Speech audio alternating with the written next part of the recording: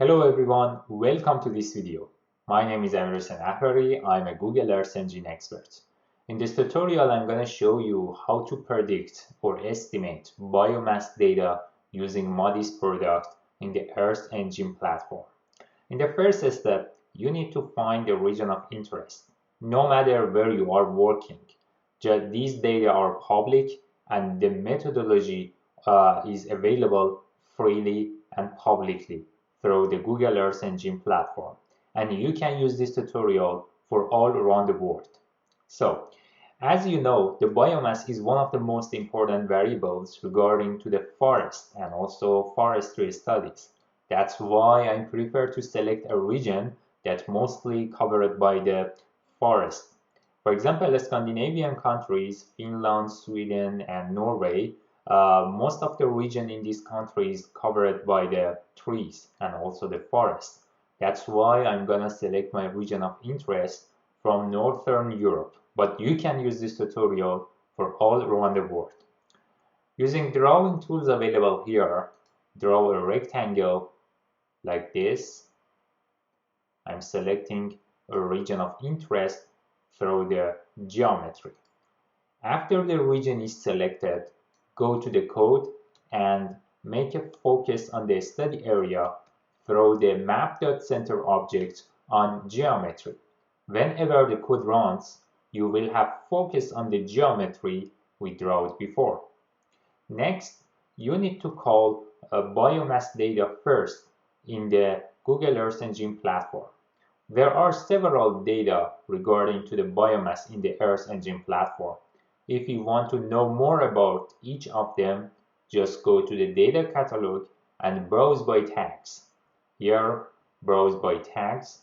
In the browse by tags, you can search and browse the data based on the tag or idea or the topic you think about it. For example, here, filter dataset tag, I'm gonna filter them based on biomass tag.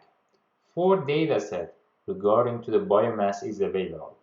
As you can see, the biomass data is available, but the question is why we want to estimate the biomass again while it is available. Because all of the biomass data in the Google Earth Engine platform limited to a specific period of time. For example, this biomass product I'm showing you here only available for 2010. This is the estimation only for 1 year. But if you want to monitor the biomass variations from one time to another time, you have to actually have access to the multi-temporal data or the dynamic data. But this is only for 1 year. Now I'm going to show you how to make a model based on 1 year data and how you can apply the model to the other years. That will help you to have a multi-temporal biomass values for the region of interest. That is very important topic. So now in the first step, I'm gonna call this product into code editor environment. The spatial resolution is 300 meter, and as you can see, above ground living biomass carbon stock, and also the range, the values ranges from 0 to 129, and also this is the unit of measurements. Back to the code and paste the dataset name into the search and dataset box. Import it here and as an image collection. Make a new variable as biomass. This is a target data that this is a source data that helping us to do the modeling based on. Biomass equals to image collection. Although this is the image collection, but when you print it, you will see that this is the one image collection with only one element. Only one element available in this product, and also only one image that shows the above ground biomass, and the target band is AGB, stands for above ground biomass. .select is a function helping us to find the target band. .select AGB, run the code again. you will see that the 8 GB band is available here, and now we can use it for the modeling process. So back to the code, and this is the source biomass data is available for whole of the world. As it is one single image, no need to set filter bound and no need to use the filter date here. So in the next step, I'm gonna make another I'm gonna call predictors that helping me to make a model for the biomass. So one of the predictors is vegetation indices such as NDVI, EVI, or even LAI. So here make a variable for vegetation related variables equals to, so now go to the search places and dataset and type MODIS NDVI values. As you can see, MODIS multi-temporal data is available with 250 meter spatial resolution, 500 meter and 1 kilometer. The biomass data is around a 300 meter spatial resolution. It would be better to use 250 or 500 meter spatial resolution for the modeling, because finally we want to have a biomass data no more than 500 meter. So for example here 250 meter data imported, and now I'm assigning the second image collection to the vegetation variable. If you go to the data description, go to the band, you will see that the NDVI and EVI is available with a scale factor.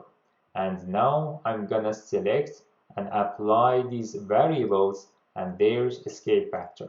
So dot select, I'm gonna select NDVI band and EVI band. Both of them are well-known spectral indices in the remote sensing community that's used a lot in different literatures. And now I need to set a filter date. It is important for the vegetation data, because the vegetation data we are using has a multi-temporal characteristic and it's available for every 16 days. But the biomass data is only for 1 year. It is for 2010. So it would be good to make this model to call the predictors only for 2010, because we want to make a relationship or model between biomass and other predictors for the one single year, and then apply that model to the other years. That filter date, so start date and time start and time end. We will have two variables. Time start equals to 2010 and time end equals to 2011. Time start and time end, as the MODIS data doesn't have a framing structure, that's why we don't need to use filter bound for this kind of data. So go to the next, and after vegetation data is called, we need to apply their scale factor. To do this, make a loop structure through the dot map and make a function to calculate or apply the scale factor on each NDVI and EVI available during the period of time. Each input image in the function through the loop considered as a 1 IMG, and finally the function return each IMG that included NDVI and EVI already, multiplied to the scale factor value. And we want to have the properties of input images for the output, specifically system time start and system time end, that are very important for the multi-temporal analysis. After a scale factor added, after the scale factor applied on each data, we can get an average image, because the biomass is a single image, and also here we need to have a single image for the NDVI and EVI. So now for a single image, I can make a median layer. The median is the average layer, but it doesn't have actually the impacts of extreme high or extreme low values that may be caused by the cloud cover and the satellite internal noises. And also in the Nordic region, it would be because most of the time it is covered by cloud and also it is covered by the snow. It would be better to set a filter date only for the summertime, spring and summer. For example, we can make a calendar filter here, earthengine.filter.calendar range. I'm gonna range my data from May to October or to end of September in 2010, because the rest of the year the amount of vegetation cover decreased because of the cold situation and weather condition in this area, and the unit will be months. And now I'm getting an average of from NDVI and EVI for 2010 only for the summertime. So the summertime is a good period of time because most of the vegetation cover is available in the region of interest. So the NDVI is ready, and now I can use map.addLayer to visualize the final results. But before that, use print to see if any problem happened during the process or not. So we don't have any syntax problem. Two bands is available, NDVI and EVI together. Through the map.addLayer, we'll be able to see the results. Biomass, but this is for the biomass, but now I want to use this for vegetation cover. The vegetation that clipped based on the region of interest or geometry, leave the visualization parameters empty, and the name is vegetation indices or NDVI EVI, and use the false at the end to avoid automatic visualization because highly reduces the speed of processing. So remember to save your code and run it again. We will have focus on the study area as you can see here, and in the layer setting, two bands available, NDVI and EVI. Go to the layer setting, select one of them, increase the contrast by 90% of values, and click on apply. This is the NDVI image for this region. It is completely cloud free and suitable for the analysis. And then if you want to see about the EVI, increase its contrast by 90% of value, and also this is the EVI as you can see. So another vegetation index that can be very helpful in this study is LAI. So here I'm gonna make another variable. The first one is NDVI and EVI together, and the second one will be LAI. LAI equals to, go to search places on dataset, and this time try for modest leaf area indices. As you can see, the leaf area index with 4 and 8 days temporal resolution and 500 meter spatial resolution is available. So 8 days better, and because finally we want to get an average, and as much as the temporal composite is longer, means that lower number of the noise we will have. So import it into the code as a second image, as a third image collection.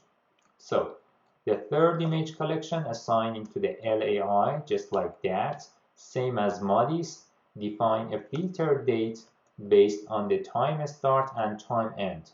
Because the biomass data is for 2010, that's why we want to use LAI and NDVI for 2010. The same time, the data should be for the same time in the modeling process. And then limit your data to the period of time in which the vegetation cover is in maximum situation.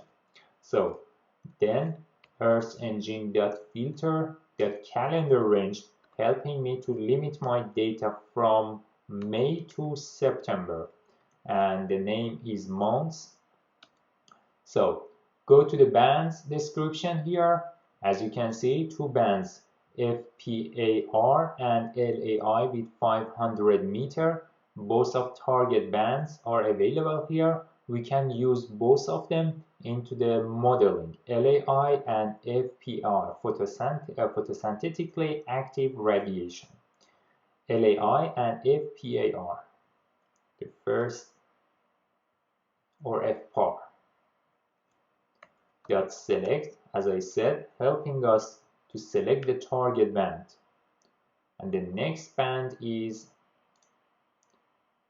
FPAR or FPAR. Select here and then make a function to apply their scale factor. Make a loop first, define a function, input images as img, and now we want to apply the scale factor. We have two bands with two different scale factors. If you go to the data description, in the bands, one of them is based on the percent and another one is unitless, and also their scale factor is different from each other. So that's why we need to separate variable and apply their consistent scale factor separately. So LAI equals to, from input image, first select LAI band. This is the LAI band name. LAI band name selected. Dot multiply LAI scale factor. Go to the bands. This is the LAI scale factor, 0.1.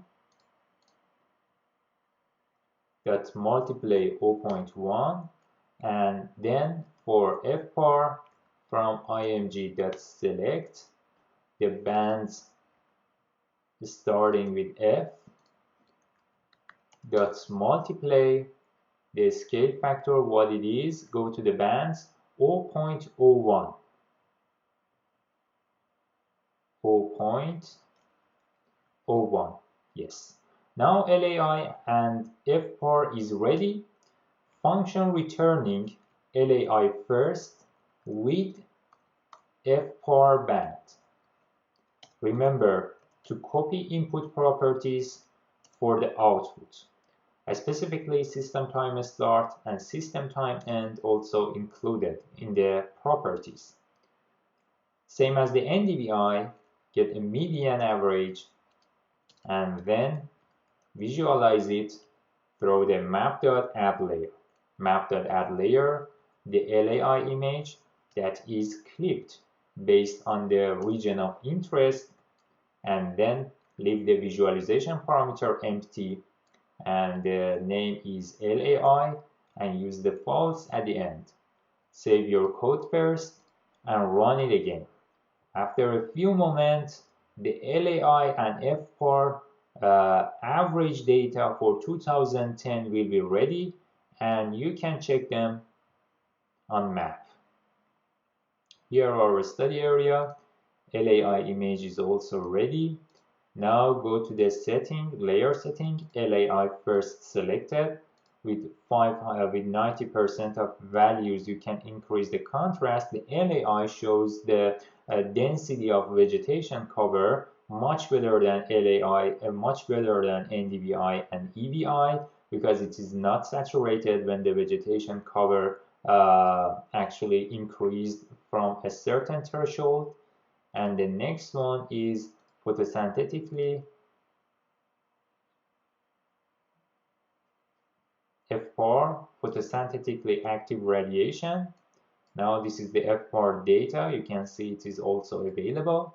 So now in the next step, I want to call land cover data, because helping us to differentiate the croplands, farmlands, and also the bare lands with the forest areas. It is very helpful thing for the modeling relationship, and that's why we need to consider it for the modeling. Make another variable as land cover equals to, same as other downscaling videos I have produced, Here, you can use the land cover data as another predictor for the modeling process. Go to the search places and dataset and type about MODIS land cover data. The MODIS land cover data with annual temporal frequency and 500 meter spatial resolution is already available here. Import it into the code as a forced image collection. Now, we want to have the forced image collection here, and this is the land cover image. As you know, the land cover data include different standards for the land cover maps, and the first and the most famous one is the LC type number 1 that typically used by the users in articles and projects. And accordingly, I'm selecting LC type 1 and paste it, and I'm selected through that select function, and then I get its mode, the most frequent classes over the last 20 years, because I want to make a single land cover map only shows the regions, shows the border of regions for different land covers, specifically the forest, the farmlands, and on it goes. So, and now the land cover map is also created. After this, we need to gather all of the predictors and source data, predictors and target data. The biomass is a target data, and also the other parameters such as NDVI, LAI, and land cover. These are the predictors in our model. So now I need to make a single collection to bring them all together into a single image stack layer for the modeling process. So now make a new data set here equals to first you can use earth engine.image.cat. There are various ways that you can merge all of these data into a single data set. For example, you can use that advanced and also the other functions that might be available in the earth engine. But one of them is earth engine image.cat that I'm gonna using here. The first is the biomass. First in the stack layer, I want to have the biomass layer, and then I want to have the NDVI and EVI, and next I want to have the LAI and FPAR dataset, LAI and FPAR, and then maybe we want to have land cover data. So the dataset is created. Print dataset. In the right panel, you will see that we have one image, but there is something wrong here. According to the error, one of the images we have here is image collection, while it should be image. So we can try to see which one has image collection format. For example, the biomass was a single image. I'm printing the biomass, but you can see the biomass data is a one image collection. Although it has one element, but still it is considered as an image collection. If you want to convert it from image collection to image format, the simplest way is use dot first. Just we want to use the first and only image available in the biomass layer. And now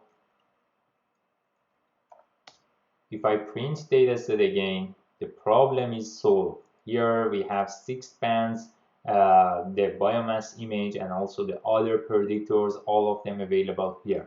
So now the dataset is ready. In the next step, we want to go to for the training data collection and then the modeling process.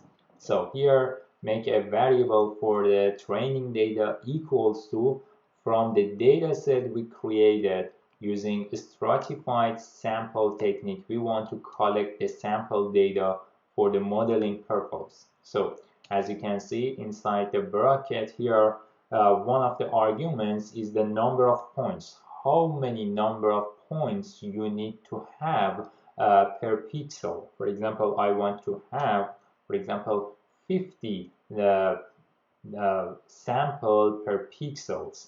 For each unique biomass value, we want to have 50 samples. And the class band is the biomass band, class band equals to the AGB,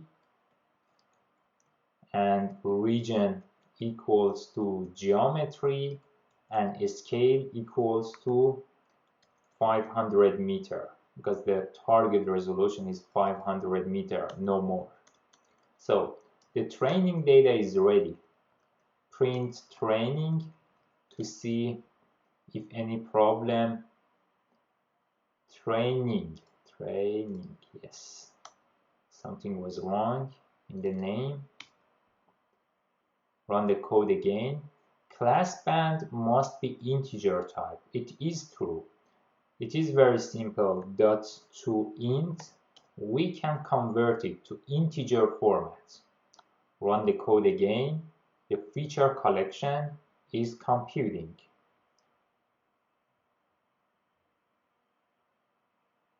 It's a little taking time because large number of pixels involved into the sampling and sample collection with 500 meter spatial resolution for a wide region, Northern Europe. That is very that could be very time consuming. As you can see, we have an error about the number of the samples is more than 5,000 elements, but it is okay. There is no problem for the rest of the region, for the rest of the code, because just we are taking a print. If you ignore the print, no problem happened in your modeling process. So now make a model Earth engine that classifier. So there are different classifiers available here, but we need to use or select only those of classifiers that can be used in regression format. For example, if we use a small random forest, or gradient, tree boost, or KNN, or cart, or even random forest, we will have no problem for the regression format. It is true they are a classifier, but we can convert them to the regression format. For example, here I'm going to use gradient tree boost here. Gradient tree boost, typically I use 80 number of the trees for this kind of models, for the gradient boost, and also for the random forest I'm using 80 number of trees. Then I want to train the smile gradient tree boost based on the training data I have collected before. So now make a new parenthesis. Some of the arguments should be imported here. The input feature is training data. I want to train this model based on the features collected before, and the class property equals to the above ground biomass band, or AGB, and input properties equals to the band names, name of all of the bands in the dataset. Here we have dataset, that's band names. These are the properties that we want to train our model based on the biomass image we have. So, but this is still a classifier. However, through the set.output mode, you will be able to convert it to regression formats. Now I'm converting it to the regression structure, and now the model is ready. I want to apply the model on properties, on actually the dataset, the predictors, to predict the biomass or new AGB bands. So here we have predicted value, predicted biomass. The predicted biomass, or AGB, above ground biomass, equals to get the dataset. But before that, we need to select those of bands excluding the AGB band. Here predictor predictors equals to from the data set dot band names, get the band names first, then exclude or remove the AGB, because the AGB is the source data, not the predictor, and also the predictors including all the bands except the AGB. So now from dataset I'm gonna select only the predictors and then dot classify or apply the model, and the rename is AGB predicted. So through the map.add layer we can show or visualize the predicted AGB for the region of interest, that is one single band that is clipped based on the region of interest, and leave the visualization parameters empty, and the layer name could be predicted AGB, and use the false to avoid the visualization. And also we can show the original LAI, the original above ground biomass layer here, to compare these two layers, the source and predicted, together. So from dataset select the AGB band, clip, and show it as the original AGB. Run the code again and remember to save it. Now the predicted image is available.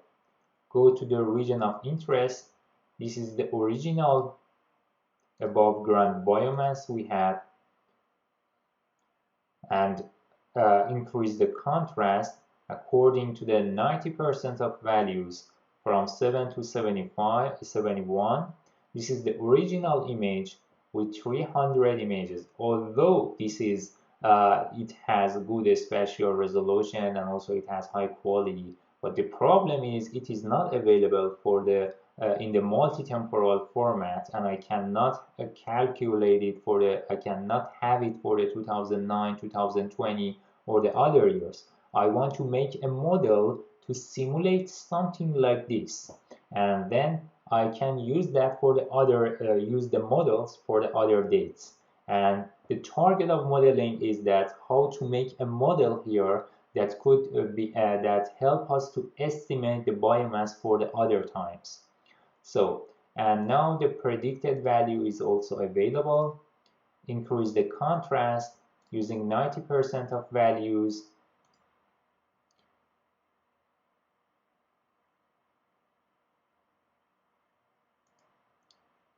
This is very close.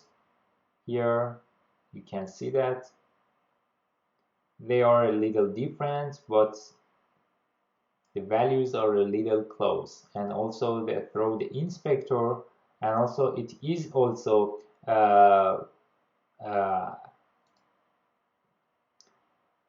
we expect to have some values with a large difference, and also the large difference shows that maybe the model has a little error that is not unpredictable, and also this is typically happen in the model. And also you can change the accuracy, or you can assess the amount of accuracy or similarity between the predicted values and also the original values through the correlation. For example, here I can make a correlation function here, and then we can have the predicted values and original values together. For example, here we have predicted above ground biomass dot add bands with the original one from dataset selected, it is AGB, and then through the reduce region we will be able to calculate the correlation. The reducer equals to Earth Engine reducer dot Pearson correlation is available here, and then the region of interest or geometry equals to the geometry, and spatial resolution or scale equals to 500 meter, or for correlation we can reduce spatial resolution to 1000.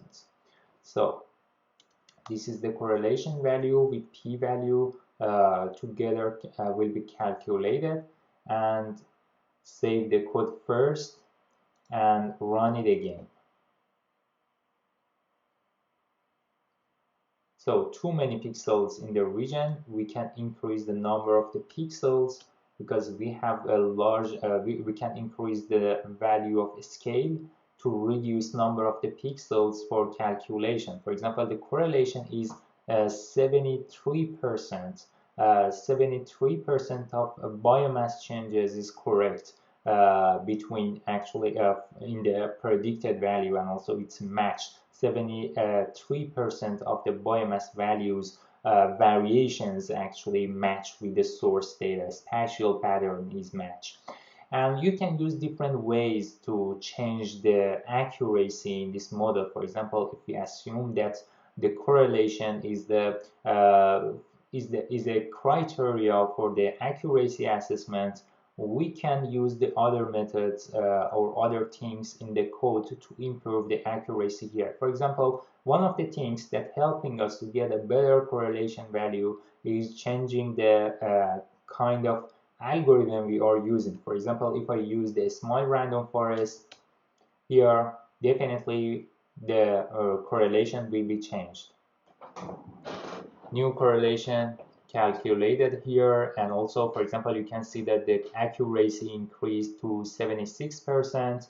And another thing that can have impact on the accuracy is about the kind of data we are using in our data set. For example, if you we can check about the LAI.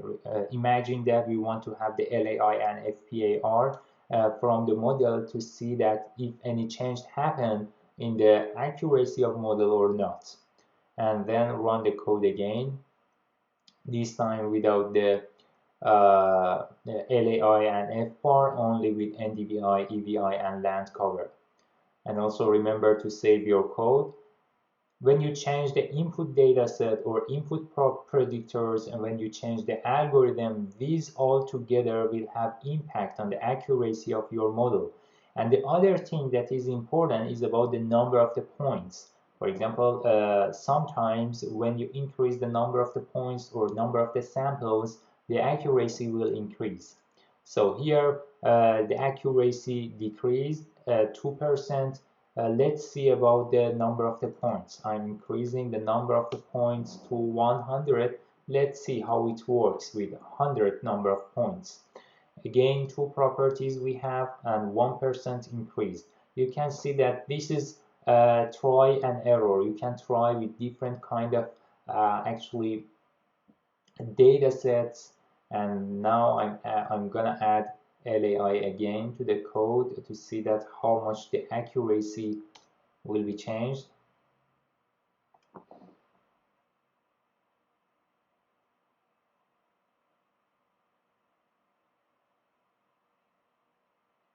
Now all the predictors, including predictors including NDVI, EVI, LAI, and also the land cover data we have.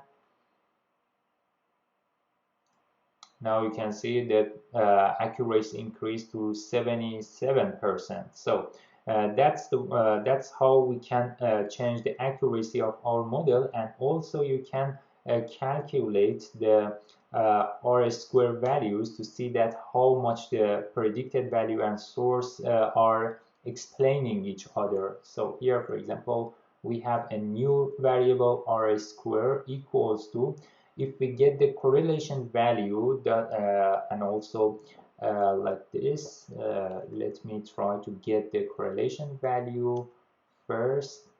That's values that gets. That's values that get.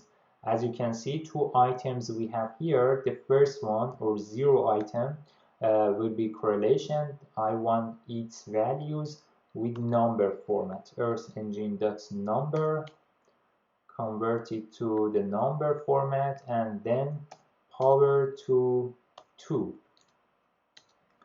print R square and print correlation. Run the code again. The correlation, as you can see, the R square is around 60, meaning that 60% they are in 60% they are explaining each other with 7% correlation. That's explaining the changes, spatial changes that happen between original and the predicted values. And also you can try with different kind of models, with different kind of inputs such as evapotranspiration and other criteria that you may think might be important and also may have impact. For example, here we can also add the digital elevation model to see that if topographical data can help or not. Here, go to the search places on dataset and type about the topography, or gtopo data is available here. Gtopo data is available, the digital elevation model with 1 kilometer spatial resolution. And now I'm making another variable, a new variable as DEM equals to the image. It is a single image and single band as elevation can be used in our model. This is the digital elevation model. Let's see how much the accuracy changes with adding a digital elevation model. It is very simple. When a model is created, simply you can add or remove different inputs to see that how much the efficiency and accuracy of your model improved or even decreased. So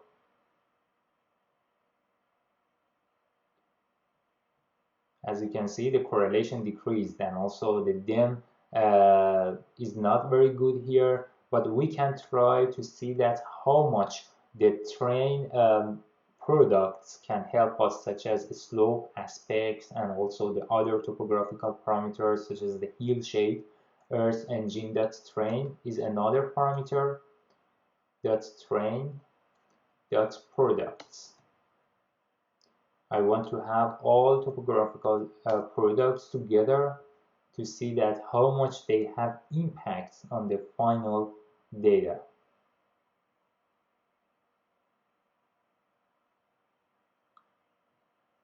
No, it doesn't work very well. And also it is better to remove digital elevation model from the predictors. So you can see anyway how it works, and also how we can make a model, and also how we can assess the accuracy. It's very helpful. And if you want to see the only correlation value here, just .values, use .values, get the first item as a number. Run the code again. It is a still object, but if you want to convert it to a number, just use Earth engine .number before. This is the correlation, and also this is the R square. And finally, this is the predicted above ground biomass. And now in the next step, I'm going to show you how you can apply this model for the other dates. So this is the final product we created for the biomass data, and also this is the original one. You can compare them. This is based on the random forest model. And certainly we will have a lot of overestimations and underestimations in the model, because the model has uncertainty. It is acceptable. So I'm waiting for the original product to show it again if it's possible. Increase its contrast. Yes, now this is the original one, this is the predicted one. Okay, now in the next step I'm gonna show you how you can use this model for the other years. For example, the biomass data is only available for 2010, and now I want to apply this model for 2012, for 2020. And also this is the application of the model, because we want to use the model to predict the biomass for the other years. So now I want to use for the prediction. Now this we want to use it for example, prediction for 2020. Make a new variable, and also we need all these variables for 2020. For example, we need to have the land cover and also the NDVI and LAI for 2020. I want to make NDVI for 2020 equals get all image collections together, get all image collections for 2020. The NDVI was it was the second image collection, I think. Yes, the second image collection was related to the NDVI. Back to the code. The second image collection was NDVI, and filter it based on the start date and end date. The simplest way is copy and paste the previous code and just change the time start and time end. Here, as you can see, the time start and time end is available here, and this time we are copy NDVI and LAI together. Just copy them and paste it here with a little change. So this time NDVI for 2020, time start is 2020, and time end is 2021, and the rest of thing should be same. Remove the NDVI layer here for the visualization, and LAI for 2020 is also available here, and the time start from 2020, time end 2021, and the rest of thing should be same here. And also we need to add the land cover in the final data set. Here the data set for 2020, creating like this. Data set for 2020 equals to Earth Engine image.cat biomass NDVI LAI and land cover, but we don't need biomass anymore, only NDVI LAI and land cover. NDVI and LAI should be for 2020, and land cover is a single layer. So now the biomass for 2020 equals to get data set for 2020, then classify it based on the model. Yes, based on the model we already created, and rename it as AGB 2020. Through the map.add layer, you can visualize it for 2020. Clip based on region of interest. Leave the visualization parameters empty. The layer name is Biomass 2020 and use the false at the end. Run the code, and here you will see that the biomass for 2020 is ready. And now this is an estimation for the biomass for this year, and you can compare different years to each other to see that how much biomass changes.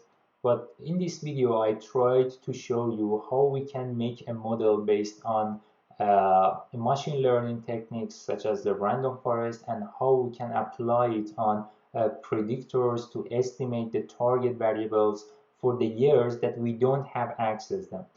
But you can change in the code by the data, by the algorithm, and also the different things, and even the number of collections and the region of interest, and see that how much they have impact on the accuracy and as much as the accuracy of models such as the correlation and R-square increase, definitely the final values for the biomass will be closer to the right values. And I tried to give an insight about the modeling with machine learning process in the Google Earth Engine platform, and I hope you can use this tutorial in your research works. And if you had any problem, you can compare your code with mine. The code link is available below this video on my YouTube channel, and you can reach me out and ask your questions on my YouTube channel. Thank you for your attention.